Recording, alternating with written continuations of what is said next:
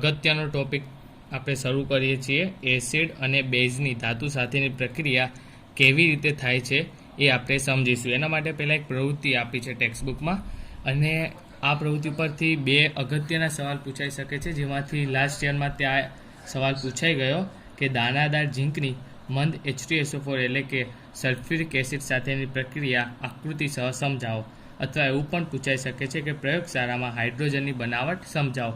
તો એના માટે શું, સૌથી પહેલાં આકૃતિ દોરી દેજો, બરાબર।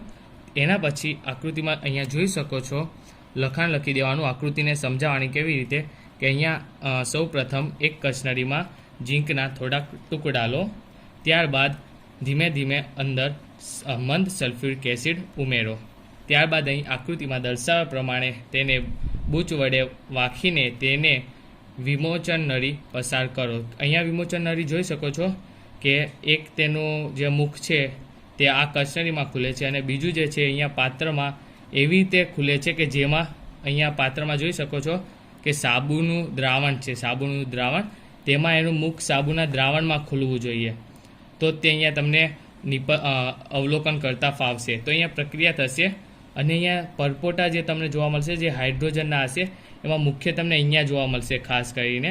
તો અહીંયા હાજરી કઈ રીતે ખબર પડશે તમને હાઇડ્રોજન છે કે નહીં, તો એના માટે અહીંયા મીણબત્તી તેની નજીક લઈ જશો તો તમને ખબર પડશે કે અહીંયા ધડાકા ભેર સળગશે, આગ લાગશે।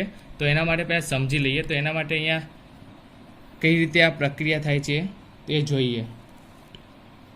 તો સૌથી પહેલાં તો અહીંયા જે ઝીંકના ટુકડા સૌ પહેલાં આપણે નાખ્યા કે જેની પ્રક્રિયા આપણે મંદ સલ્ફ્યુરિક એસિડ સાથે કરી।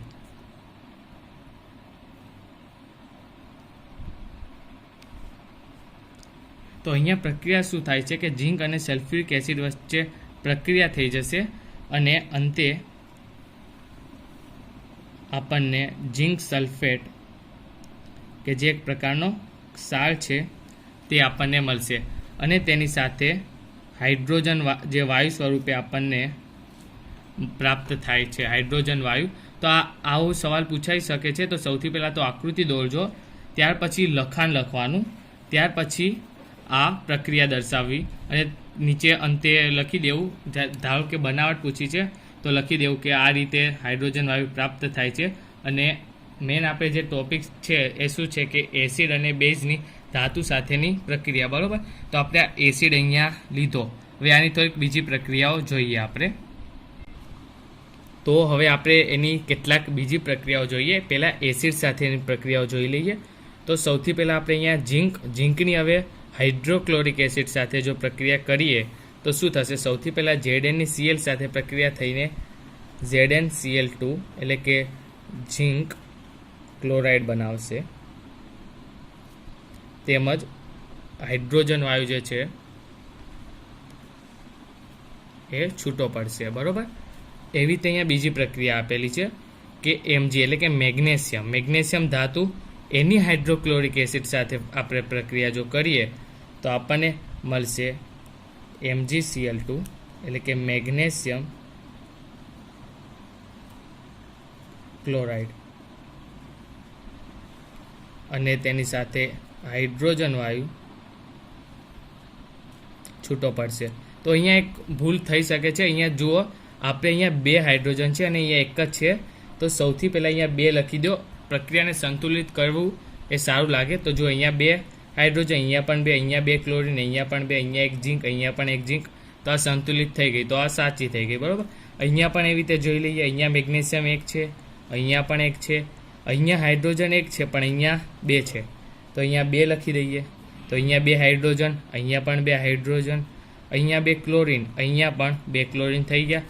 હવે આના ઉપરથી અહીંયા તમે જોયું કે અહીંયા આપણે એક એસિડ લીધા બધા, અને એક બધી ધાતુ અલગ અલગ પ્રકારની લીધી, તો આની ઉપરથી તમે એમ કહી શકો કે જો ધાતુની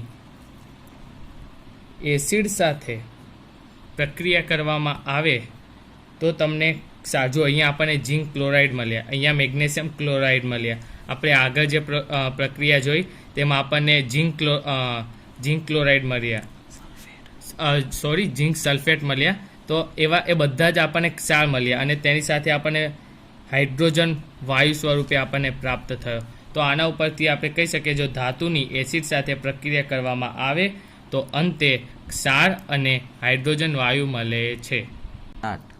તો જુઓ આપણે અહીંયા બધી જ ધાતુ અને એસિડ સાથેની પ્રક્રિયાઓ જોઈ અને જેમાં આપણને ક્ષાર અને હાઇડ્રોજન વાયુ મળ્યો. અહીંયા પણ પ્રક્રિયામાં એવું જ છે, એક ધાતુ છે અને એસિડ એ બંનેની પ્રક્રિયા થાય છે. અહીંયા કોપરની અને નાઇટ્રિક એસિડની પ્રક્રિયા થાય છે અને ક્ષાર અહીંયા નિપજમાં દેખાય છે, પરંતુ અહીં ક્યાંય પણ હાઇડ્રોજન વાયુ મુક્ત થતો નથી. તો આવું શા માટે થાય છે?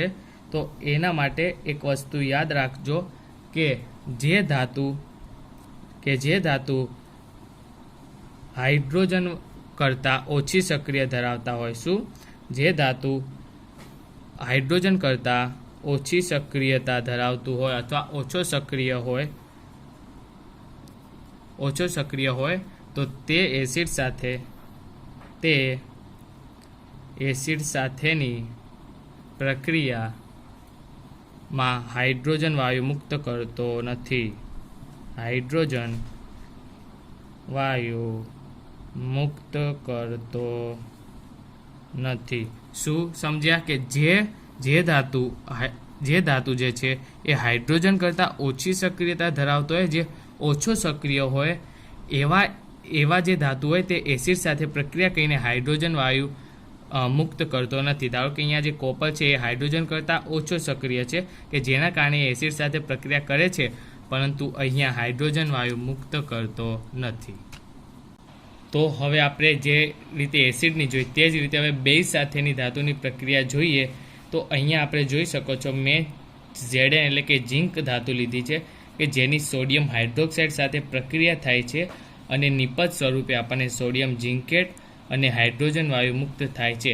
તો અહીંયા ઝિંક જે ધાતુ છે જેની મેં બેઝમાં મેં સોડિયમ હાઇડ્રોક્સાઇડ લીધો છે કે જેની અંતે નિપજમાં આપણને ક્ષાર સ્વરૂપે સોડિયમ ઝિંકેટ મળે છે અને હાઇડ્રોજન વાયુ મુક્ત થાય છે.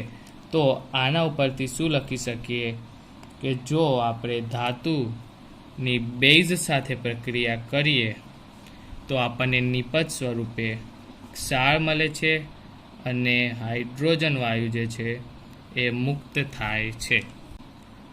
જુઓ અહીંયા એક વસ્તુ યાદ રાખજો કે તમને VSQમાં 1 માર્ક્સમાં સોડિયમ ઝિંકેટનું અણુસૂત્ર પૂછાઈ શકે છે. તો આ નામ સાથે અણુસૂત્ર યાદ રાખજો, જે તમને બોર્ડમાં અથવા તો સ્કૂલની એક્ઝામમાં પૂછવાની સંભાવના રહેલી છે. જુઓ તો અહીંયા આપણે એસિડ અને બેઝની ધાતુ સાથેની પ્રક્રિયા જોઈ, બરાબર. હવે આપણે જોઈશું એસિડ અને બેઝ એકબીજા સાથે કેવી રીતે પ્રક્રિયા કરે છે, તો નિપજમાં આપણને શું પ્રાપ્ત થાય છે એ અહીંયા આપણે જોઈશું. એના માટે આપણે કોઈ ઉદાહરણ લઈ લઈએ. ધારો કે આપણે એક તો હાઇડ્રોક્લોરિક એસિડ લઈએ છીએ, હાઇડ્રોક્લોરિક એસિડ, બરાબર, જેની આપણે NaOH એટલે કે સોડિયમ હાઇડ્રોક્સાઇડ સાથે પ્રક્રિયા કરીએ. જો આપણે HCl હાઇડ્રોક્લોરિક એસિડની સોડિયમ હાઇડ્રોક્સાઇડ સાથે પ્રક્રિયા કરીએ તો આપણને એક તો સોડિયમ ક્લોરાઇડ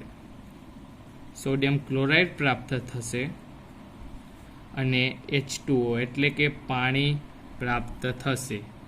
એટલે કે અહીંયા જોઈ શકો છો તમે, જો આપણે હાઇડ્રોક્લોરિક એસિડની એટલે કે એસિડની બેઝ સાથે પ્રક્રિયા કરી તો આપણને એક તો ક્ષાર મળશે અને પાણી પ્રાપ્ત થાય છે. હજુ બીજી કોઈ પ્રક્રિયા લઈએ, ધારો કે આપણે સલ્ફ્યુરિક એસિડ લઈ લઈએ, H2SO4 સલ્ફ્યુરિક એસિડ, જેની આપણે બેઝમાં કોઈ પોટેશિયમ હાઇડ્રોક્સાઇડ લઈએ, પોટેશિયમ હાઇડ્રોક્સાઇડ. તો આ બંને વચ્ચે પ્રક્રિયા થશે અને આપણને K2SO4 મળશે અને અંતે પાણી આપણને છૂટું પડશે. તો આપણે અહીંયા સૌથી પહેલાં સંતુલિત કરી દઈએ પ્રક્રિયાને. અહીંયા 2 પોટેશિયમ છે તો અહીંયા પણ આપણે 2 લખી દઈએ અને અહીંયા જો 2 પોટેશિયમ છે તો અહીંયા K2SO4 અહીંયા આવે 2 અને અહીંયા 2 થઈ ગયા. અહીંયા SO4 1 છે, અહીંયા 1 છે, હાઇડ્રોજન અહીંયા 2 અને 2 4 છે, તો અહીંયા આપણે 2 લખી દઈએ. તો અહીંયા પાણીના 4 હાઇડ્રોજન થઈ ગયા, ઓક્સિજન અહીંયા 2, અહીંયા પણ 2. તો આ પ્રક્રિયા જે છે સંતુલિત થઈ ગઈ. તો અહીંયા પોટેશિયમ સલ્ફેટ આપણને મળે છે, પોટેશિયમ સલ્ફેટ, અને પાણી છૂટું પડે છે. તો અહીંયા પણ એસિડની બેઝ સાથે પ્રક્રિયા કરી તો અંતે આપણને એક ક્ષાર મળ્યો અને પાણી મળ્યું. તો આમ આની ઉપરથી આપણે કહી શકીએ કે જો આપણે એસિડની બેઝ સાથે પ્રક્રિયા કરીએ તો આપણને નિપજમાં ક્ષાર અને પાણી મળે છે. આ પ્રક્રિયા જે છે એને તટસ્થીકરણની પ્રક્રિયા કહેવામાં આવે છે. આમ આપણે જો તટસ્થીકરણ પ્રક્રિયાની વ્યાખ્યા લખીએ તો શું થશે કે જે પ્રક્રિયામાં એસિડ અને બેઝ વચ્ચે પ્રક્રિયા થઈ નિપજમાં ક્ષાર અને પાણી મળે તો તે પ્રક્રિયાને તટસ્થીકરણ પ્રક્રિયા કહીશું, જે આ તમને પૂછાઈ શકે છે એક્ઝામમાં. તો આ વ્યાખ્યા લખી દેવી, ત્યારબાદ તે ઉદાહરણ 2 લખી દેવા. તો હવે આપણે વાત કરીએ ધાતુ કાર્બોનેટ અને ધાતુ હાઇડ્રોજન કાર્બોનેટની એસિડ સાથેની પ્રક્રિયા, બરાબર. તો હવે આમાં જે ટેક્સ્ટબુકમાં તમને જે પ્રક્રિયા આપેલી છે આપણે તે ઉદાહરણ લઈએ. તો સૌથી પહેલાં તો એક સોડિયમ કાર્બોનેટનું ઉદાહરણ લઈશું, બરાબર. તો સૌથી પહેલાં સોડિયમ કાર્બોનેટ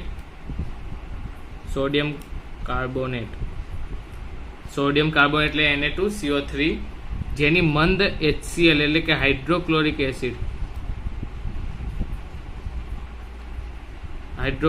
એસિડ સાથે તેની પ્રક્રિયા કરવાની છે. આપણે સોડિયમ કાર્બોનેટની હાઇડ્રોક્લોરિક એસિડ સાથે પ્રક્રિયા કરીએ તો આપણને એક તો સોડિયમ ક્લોરાઇડ પ્રાપ્ત થશે. સોડિયમ ક્લોરાઇડ એટલે કે NaCl જે ક્ષાર છે, તેની સાથે CO2 એટલે કે કાર્બન ડાયોક્સાઇડ પણ છૂટો પડે છે. કાર્બન ડાયોક્સાઇડ તેમજ પાણી પણ છૂટું પડે છે. હવે આ પ્રક્રિયાને સંતુલિત કરીએ તો અહીંયા 2 સોડિયમ છે, જ્યારે અહીંયા 1 જ છે. તો અહીંયા પહેલાં 2 લખી દઈશું. તો અહીંયા 2 Cl છે, અહીંયા 1 જ છે, તો અહીંયા 2 લખી દઈશું. હવે અહીંયા 2 હાઇડ્રોજન છે, અહીંયા પણ 2 જ છે, અહીંયા 1 કાર્બન, અહીંયા પણ 1 કાર્બન, અહીંયા 3 ઓક્સિજન, અહીંયા 2 અને 1 3, અહીંયા પણ 3 ઓક્સિજન છે. તો પ્રક્રિયા પણ સંતુલિત થઈ ગઈ. તો આમ અહીંયા જોઈ શકો છો કે આપણે ધાતુ કાર્બોનેટ એટલે કે અહીંયા સોડિયમ કાર્બોનેટની એસિડ સાથે અહીંયા મંદ હાઇડ્રોક્લોરિક એસિડ આપણે લીધું છે, તેની સાથે પ્રક્રિયા કરી, જેમાં નિપજમાં આપણને ક્ષાર સ્વરૂપે સોડિયમ ક્લોરાઇડ પ્રાપ્ત થયું, કાર્બન ડાયોક્સાઇડ અને પાણી છૂટું પડે છે, બરાબર. હવે આના ઉપરથી જો પ્રક્રિયા લખીએ તો શું લખી શકીએ કે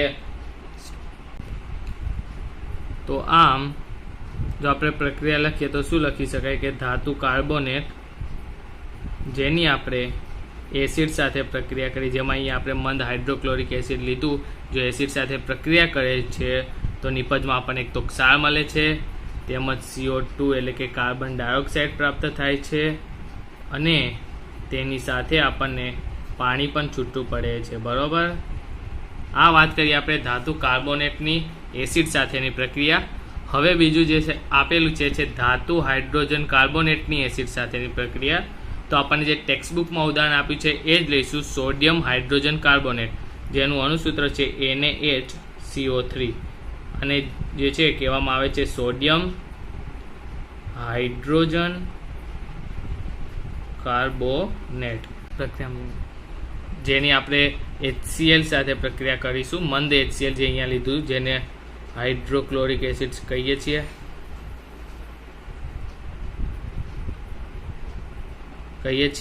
તેની સાથે પ્રક્રિયા કરીશું તો આપણને અહીંયા અંતિમ નિપજમાં શું મળશે? NaCl મળશે, એક તો ક્ષાર સ્વરૂપે, જેને સોડિયમ ક્લોરાઇડ કહીએ છીએ, જેની અને તેની સાથે આપણને એક તો અહીંયા કાર્બન ડાયોક્સાઇડ પણ મળશે,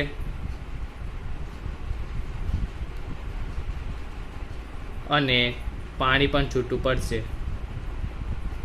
અને એક વસ્તુ યાદ રાખજો, સોડિયમ હાઇડ્રોજન કાર્બોનેટને સોડિયમ બાયકાર્બોનેટ પણ કહેવામાં આવે છે, જે તમને MCQમાં કે 1 માર્ક્સમાં VSQમાં પણ પૂછાઈ શકે છે. તો આ આપણે જોઈ ધાતુ હાઇડ્રોજન કાર્બોનેટની એસિડ સાથેની પ્રક્રિયા. તો આની ઉપરથી જો આપણે સામાન્ય પ્રક્રિયા લખીએ તો શું લખી શકાય કે ધાતુ હાઇડ્રોજન કાર્બોનેટ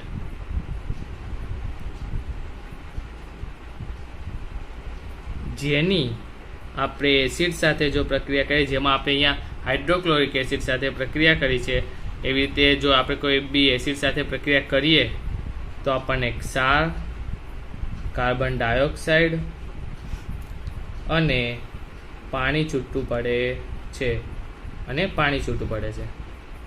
સમજણ પડી ગઈ?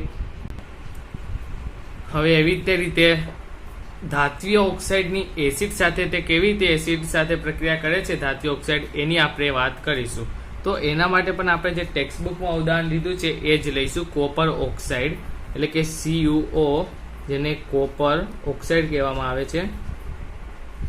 અને એવું પૂછાઈ શકે છે કે CuO નું જેની આપણે પ્રક્રિયા મંદ HCl સાથે કરીએ એટલે કે હાઇડ્રોક્લોરિક એસિડ.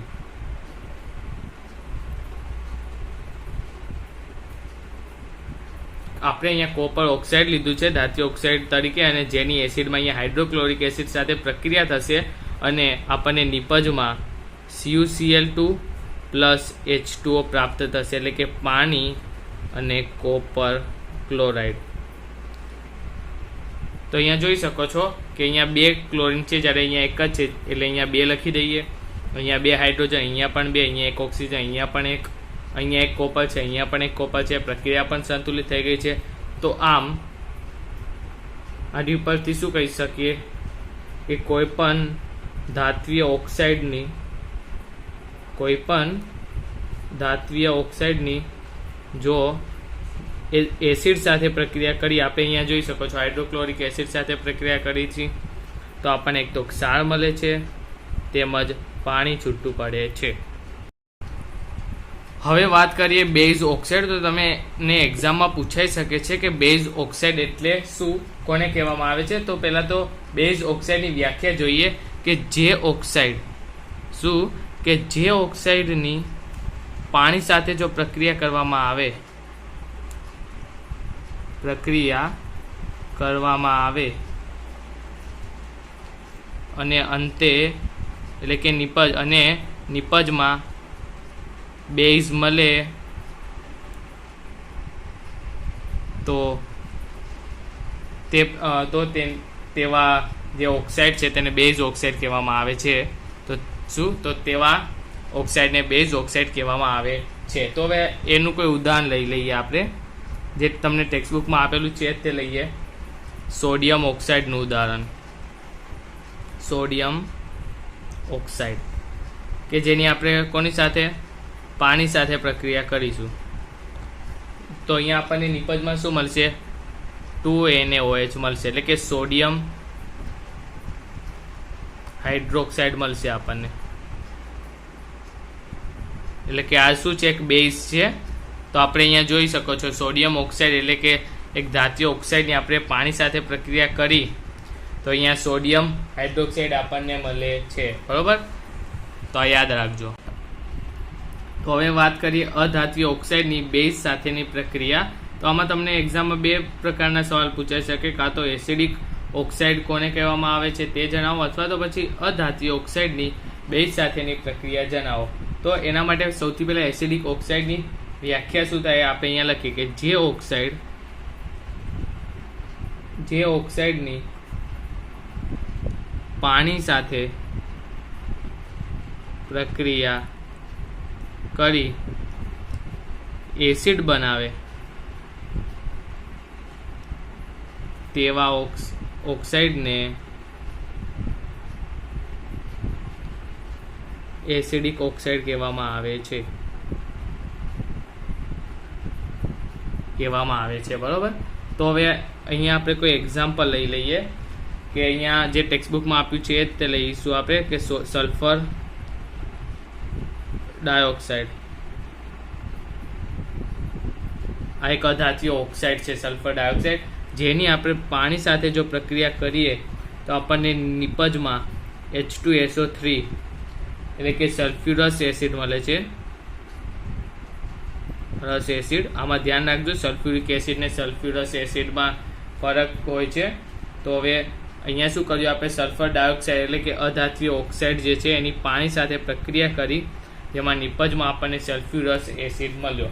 બીજું પણ એક એક્ઝામ્પલ આપણે લઈ લઈએ, CaOH ટ્વાઇસ. CaOH ટ્વાઇસ એટલે કે કેલ્શિયમ હાઇડ્રોક્સાઇડ,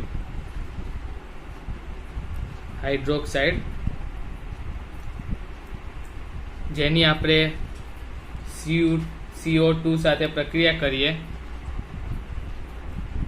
અને આપણને અંતે CO3 પ્લસ H2 એટલે કે પાણી મળશે. જે અહીંયા આ છે કેલ્શિયમ કાર્બોનેટ અને કાર્બન ડાયોક્સાઇડ.